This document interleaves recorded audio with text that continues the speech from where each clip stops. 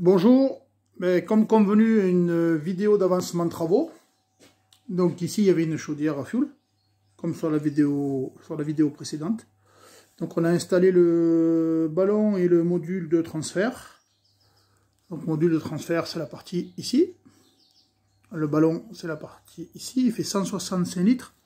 Module de transfert pompe à chaleur.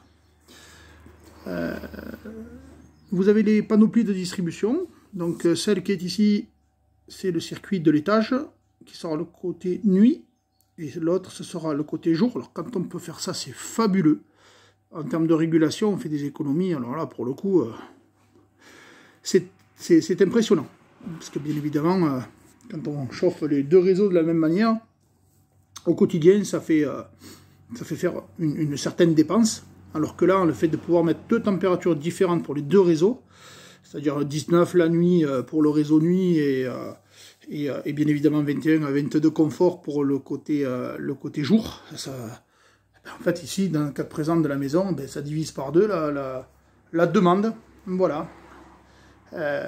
Surtout dans les heures de confort, comme on dit. Donc, c'est topissime de pouvoir faire ça. Donc, c'est pas de partout qu'on peut le faire, puisque c'est pas de partout qu'on a deux réseaux qui sont distinctement séparés. Mais ici, après repérage, bon, pas évident quand même, on a pu s'apercevoir que c'était possible. Voilà.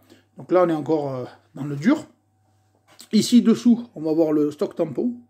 Parce que comme on fait le rafraîchissement, que la maison est pas super grande et qu'il n'y a pas assez de plancher chauffant pour encaisser les frigories du compresseur en mode froid, on est obligé de mettre un stock tampon de 200 litres pour donner de la réserve. Voilà, c'est un peu spécifique, c'est pas tout le temps qu'on est confronté à ça. Donc là, la vieille cuve fuel qui va dégager entre demain et après-demain. Et donc là, c'est le stock tampon là, qui sera posé quand on aura fini